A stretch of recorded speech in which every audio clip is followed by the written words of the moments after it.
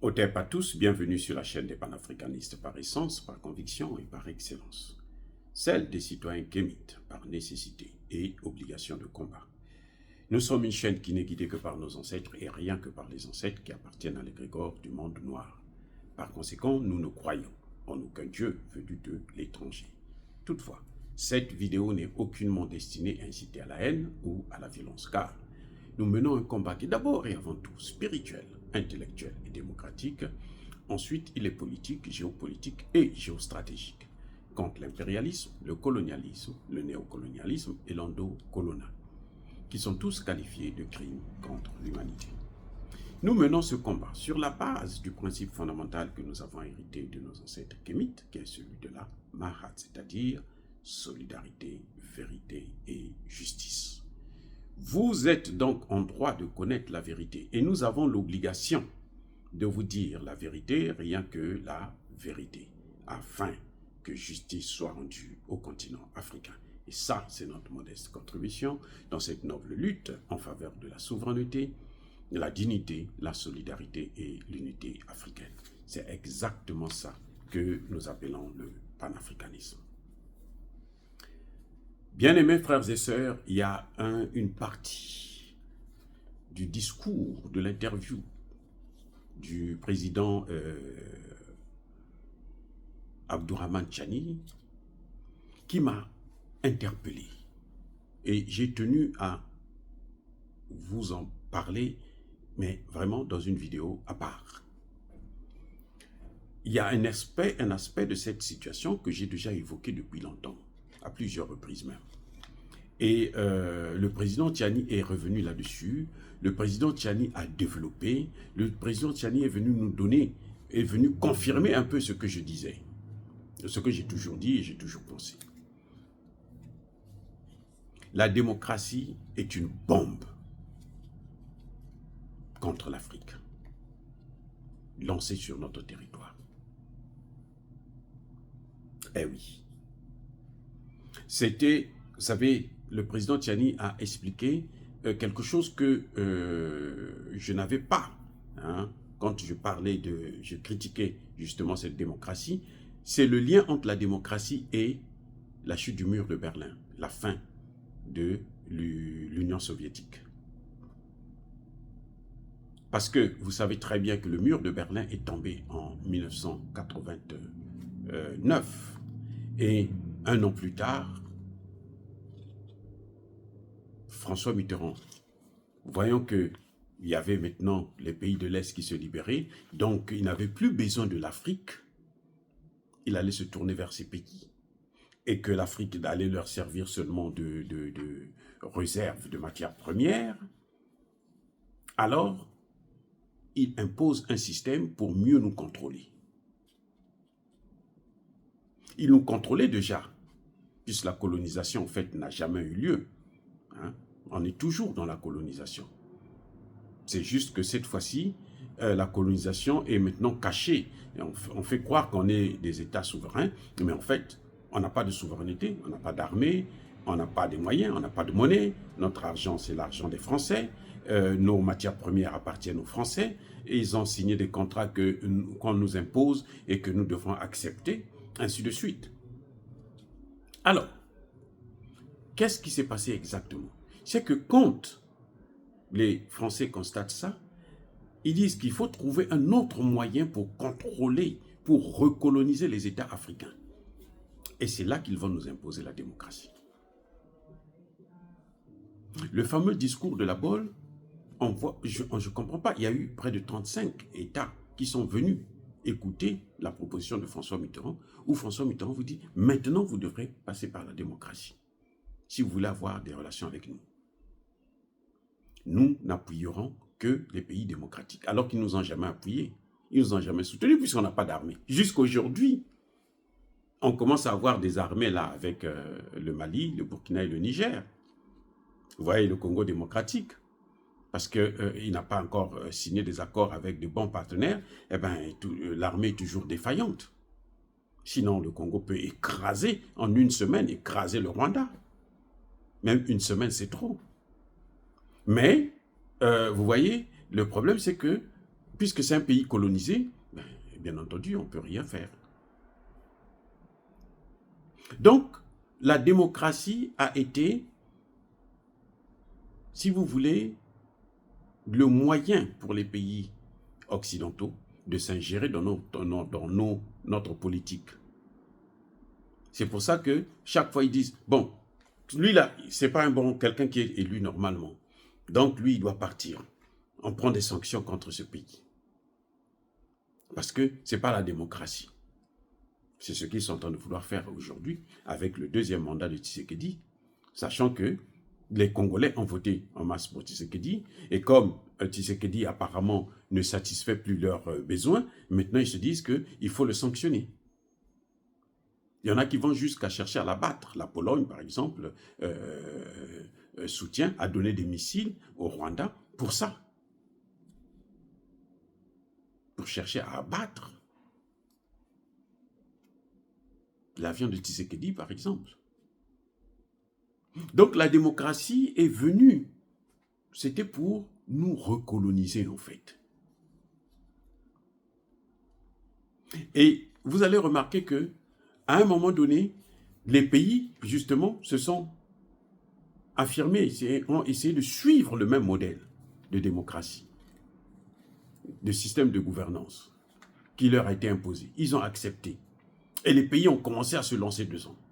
Maintenant, la France constate que les pays de l'Est ne leur apportent rien. Et puis les pays africains commencent à se retourner vers la Chine, vers la Russie, vers d'autres pays, la Turquie, ainsi de suite.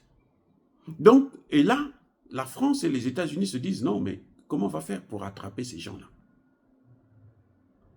Ils commencent d'abord, parce que 14 pays, quand vous arrivez à dominer 14 pays, ben, vous savez, au sein, par exemple, de la CEDEAO, il y avait 15 pays.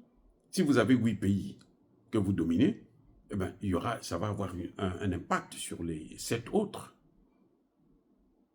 Au niveau de la CEMAC, tous les 6 pays utilisent le franc CFA. On a des difficultés aujourd'hui de créer la CEAC à cause de ça. Parce que les pays qui utilisent le CFA ont des problèmes à se débarrasser de la tutelle française. Donc, quand ils ont vu que cette situation, les Africains commençaient à maîtriser la démocratie, notamment en Afrique francophone, qu'est-ce qu'ils ont fait? Ils ont tapé un autre coup de marteau, c'est la dévaluation en 1994. Donc, le discours de la Bolle de 90 est la conséquence de la chute du mur de Berlin, et la dévaluation est la conséquence du discours de la Bolle. Parce qu'ils ont vu que ces pays-là, malgré tout, avaient quand même une force, donc on va augmenter leur dette. Avec la dévaluation, automatiquement, la dette des pays africains se multipliait par 2. Automatiquement. C'est-à-dire que, mais il faut être sadique pour arriver jusqu'à ce niveau. La dette des pays multipliée par 2.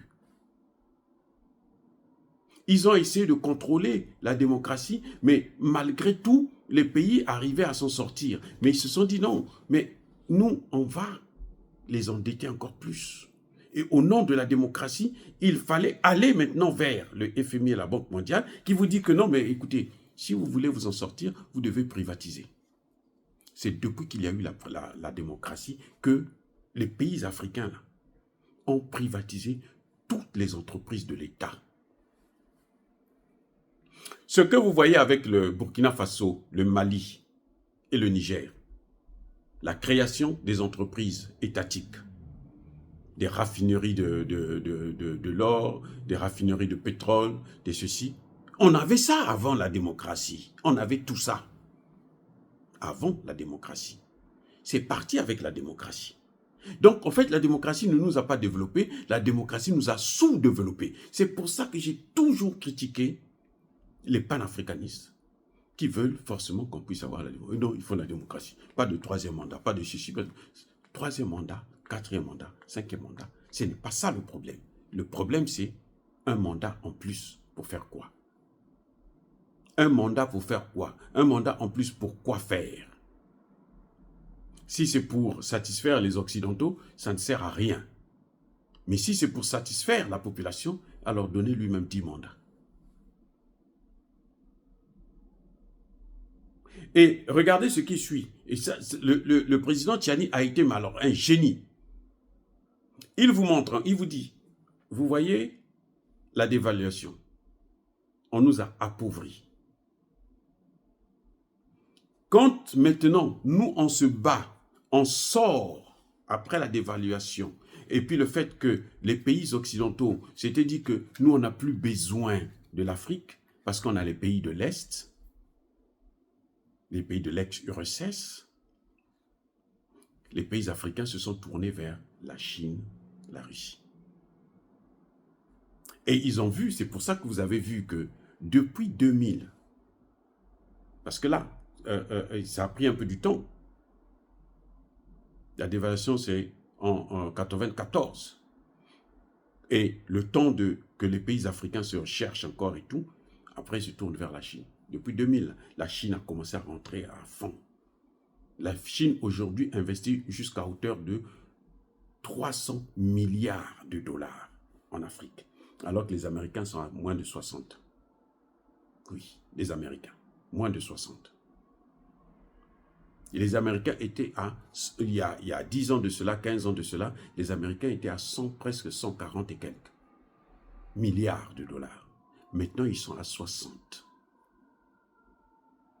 Sinon, beaucoup moins. En 2022, ils étaient à 64. Donc maintenant, ils sont autour de 40, 50. Et là, ils ont trouvé, quand ils ont vu que la Chine est en train de venir en force dans ces pays-là, qu'est-ce qu'ils ont fait? Qu'est-ce qu'ils ont fait? Les gars, imaginez. Eh bien, c'est là maintenant qu'ils ont inventé le terrorisme. Parce que ils ont vu que tout ce qu'ils avaient mis en place, on arrivait toujours à contourner, à s'en sortir. Et là, ils ont amené le terrorisme. Le terrorisme est rentré en Afrique quand? Ça a commencé au Nigeria. Après, ils ont vu que ça marche, ça peut déstabiliser, mais ça ne suffit pas. Le Nigeria encore, il y a trop d'hommes politiques, il y a trop de milliardaires, donc il faut mettre ça maintenant dans les autres pays les plus pauvres. C'est là qu'ils détruisent la Libye et ils injectent le terrorisme dans l'ensemble du Sahel. Et ça, c'était un commencement, le début du commencement, parce que l'objectif, c'est le golfe de Guinée. C'est pour ça que vous voyez, les Américains veulent maintenant mettre des, comment vous appelez ça, des bases militaires dans tous ces pays-là. Côte d'Ivoire, Bénin, Togo, Nigeria et tout. Les Américains veulent mettre des bases militaires. Sous prétexte que la sécurité nationale des États-Unis, on passe ça. Mais dites, c'est-à-dire que, et le problème, c'est qu'ils sont tellement ridicules. Hein? À force de trop mentir, on devient même bête. Parce que vous ne pouvez pas nous dire que la sécurité des Américains, aux États-Unis, est conditionnée par le terrorisme en Afrique. Si vous ne vous battez pas pour le terrorisme, pour arrêter le terrorisme en Afrique, vous n'aurez pas la sécurité ici aux États-Unis. C'est fou. C'est faux et fou. Et encore, ce qui est encore plus grave, c'est que le même terroriste en Afrique, c'est vous qui l'amenez là-bas. Et vous nous dites que non, nous amenons le terrorisme parce qu'il faut que... Attendez, ça n'a aucun sens. Bref, le terrorisme est la suite logique de l'échec de la démocratie et de la dévaluation qui n'a pas permis à ces pays-là de contrôler le continent africain à partir des pays francophones. Puisque la France est au devant de la scène, c'est celle-là que la France, les États-Unis avaient mandaté pour gérer l'Afrique. Donc elle ne peut que commencer que par ce qui lui appartient, c'est-à-dire les pays francophones. Et quand le terrorisme, le Mali, le Burkina et le Niger commencent à lutter contre le terrorisme, ils commencent à contrôler cette situation, qu'est-ce qu'ils font? Ils mettent maintenant l'accent sur le réchauffement climatique.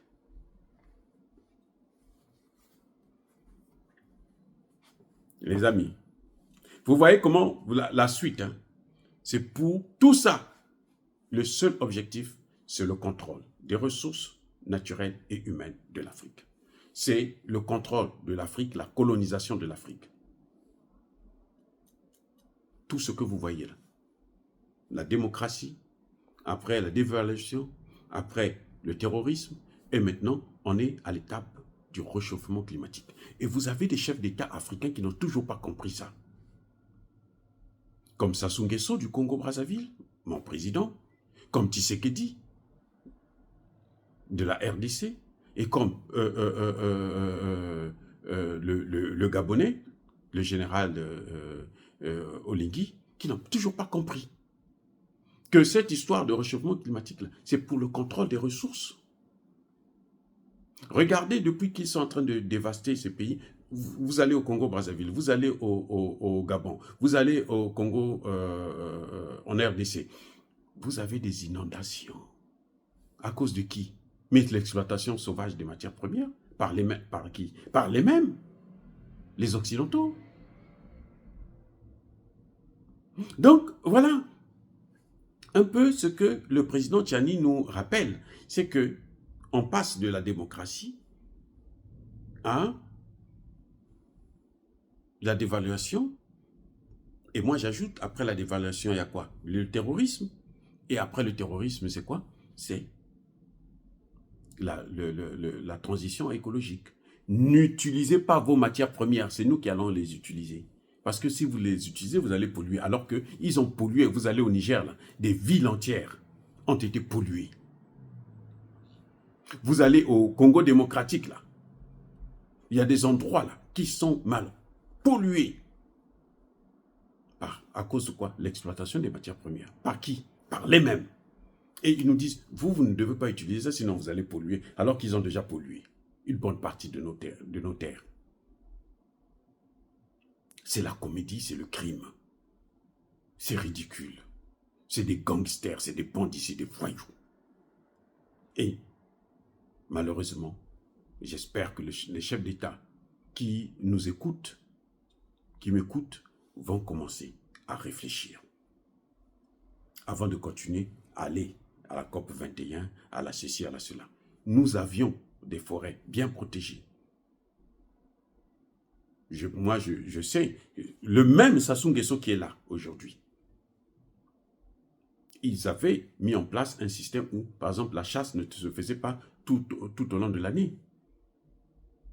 Vous avez 6 mois pour faire la chasse, 6 mois pour laisser les animaux se reproduire. Chaque année, c'était comme ça. Maintenant, là, vous avez à tout moment, il faut. Personne ne respecte. Et puis, vous avez les gens qui viennent abattre les arbres, les grues, comme ils veulent. C'est-à-dire que c'est devenu un vaste chantier. Vous avez chaque jour, ce sont des centaines de bois qui sont abattus au Congo-Brazzaville. Et vous pensez que vous n'aurez pas de problème de réchauffement climatique? C'est comme ça qu'on protège la forêt? Et le bois là va où? Ça va chez eux à l'étranger. Là, ils ne disent pas que non, arrêtez avec ça. Non, ce n'est pas leur problème. Le jour que le Congo va commencer à dire, bon, maintenant, le bois là, nous, on va le contrôler, on va le transformer ici, là. Vous allez voir les associations des droits de l'homme vont venir dire, non, il y a le réchauffement climatique, il ne faut pas abattre les arbres, il ne faut pas ceci, il ne faut pas cela. Mais tant que ça va chez eux, tant que ce sont eux qui tirent les profits, tant que ce sont eux qui s'enrichissent, ben, on s'en fiche éperdument. Voilà le problème que nous avons. Et voilà ce que le président Tchiani nous a sorti de fondamental sur la démocratie d'abord, mais aussi la dévaluation, et moi j'ajoute le terrorisme, et aujourd'hui, ben, la transition énergétique. Dire cela, c'est inciter à la haine ou à la violence? Non. Yaba colère veille. Encore une fois de plus, bien-aimés frères et sœurs, soyez bénis, abondamment bénis par le Dieu des Kémites et par nos ancêtres angélisés, mais que tous ceux qui persécutent le continent africain le pillent et le déstabilisent, qu'ils soient noirs, blancs, chinois, arabes, indiens, qui qu'ils soient punis, maudits, foudroyés, neutralisés, écrasés, effacés par le Dieu des Kémites et par nos ancêtres angélisés. Vive l'Afrique éternelle, j'ai dit et j'assume.